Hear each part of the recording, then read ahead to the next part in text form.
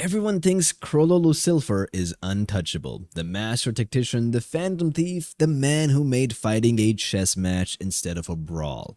But Chrollo is not invincible. Not when the stakes are cosmic, not when the battlefield includes minds that think faster, hands that hit harder, or powers that rewrite the rules entirely. Today I'm breaking down every single character who could kill Chrollo, not just overpower him, but outwit, outmaneuver, and outmatch the man who dances in death like it's a performance. Because when the act is over, the curtain always falls. Let's start with why people think Chrollo can't be killed. It's not because he's the strongest, it's because he's the most dangerous kind of smart. He's the type of man who builds the stage, directs the script, and convinces his opponent they are the lead, only to kill them during the climax. His Nen ability, Skill Hunter, lets him steal powers from other Nen users and store them in a book.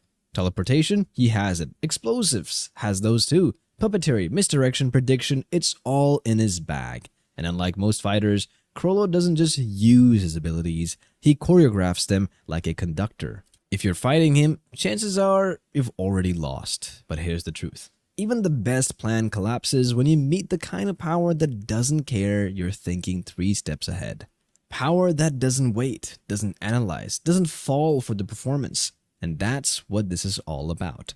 The mind games start here. Chrollo loves to control the battlefield, but Lelouch doesn't fight in battlefields, he fights in people. One command, one glance, die, and it's over. No matter how clever Chrollo is, no matter how deep his counterplan runs, Gias doesn't ask, it commands. The only requirement is eye contact, and Chrollo, being the strategist he is, would absolutely want to read Lelouch, and in that moment, it ends.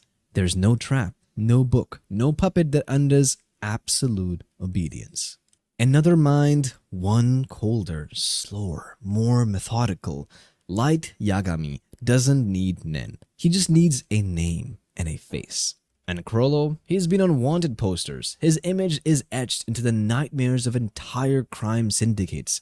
He's known, which means Light already has what he needs. While Chrollo is studying opponents, setting traps, crafting the perfect assassination plan, Light is writing. And when the clock runs out, Chrollo doesn't die in a fight. He dies walking home, confused, alone, wondering where his plan went wrong.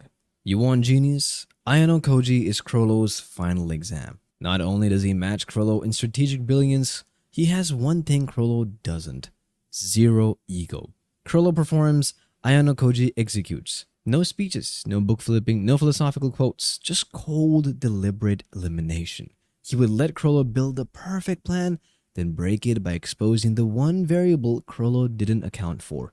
A man who isn't playing to win, a man who doesn't care about winning at all. Enough about the brain, let's talk about power, because Gojo Satoru isn't playing games. Chrollo's Skill Hunter depends on precision, distance, tactics. Gojo makes all of that irrelevant. With Infinity, Chrollo's attacks will never touch him. With Hollow Purple, Gojo doesn't hit, he erases. And with Unlimited Void, he paralyzes his enemies with a flood of infinite information.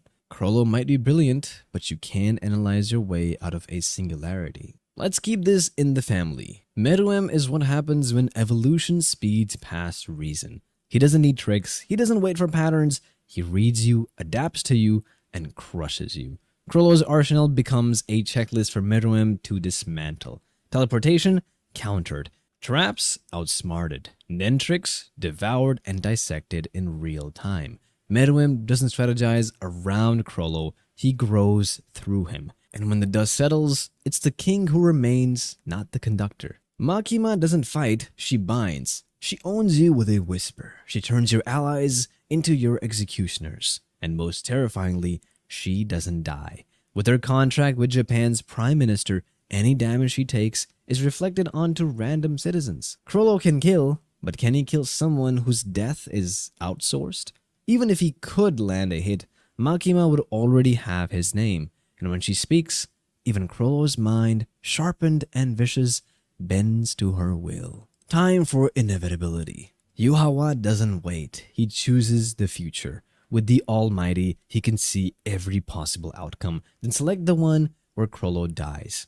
Chrollo is a master of misdirection. Yuhawa rewrites your next move before you make it. He doesn't dodge bullets. He refines existence until the bullet never fired. This isn't battle, it's deletion. You knew he was coming. Chrollo is tactical. He prepares layers of traps, thinks 10 moves ahead. Saitama, he punches once. Chrollo doesn't get a second move. He doesn't get to react. His plan doesn't matter. His tricks ignored. Saitama doesn't play chess. He flips the board. Rimuru isn't just powerful, he's impossible. With Predator and Gluttony, he can absorb any attack, ability, or being.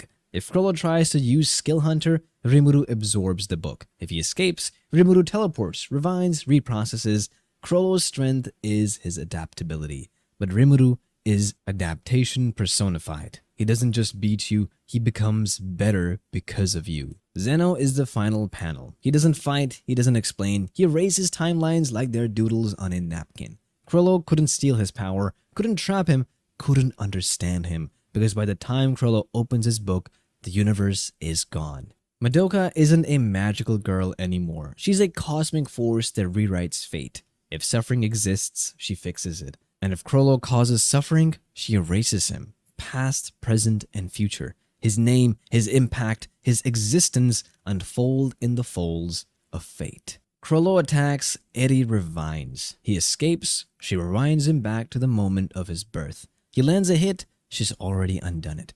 Time isn't linear to her, it's a tool. And Chrollo is a miscalculation. Anti-spiral isn't strength, it's conceptual negation. Chrollo's creativity, crushed. His plans looped into despair.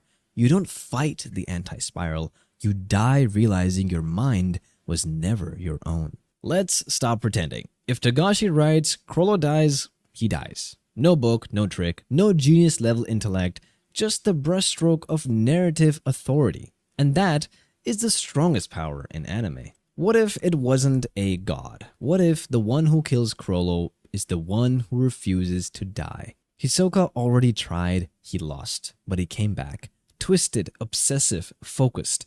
Not for glory, not for peace, just to kill Chrollo. And when obsession outlasts preparation, even genius breaks. Chrollo isn't just a fighter, he's a philosopher of violence, an artist of control. But the world doesn't always reward artists. Sometimes it swallows them. He wins battles others can't even imagine, but he still bleeds. And eventually, even the conductor runs out of music. Not because he wasn't brilliant, but because somewhere out there, someone wasn't listening to the performance. They were ending it.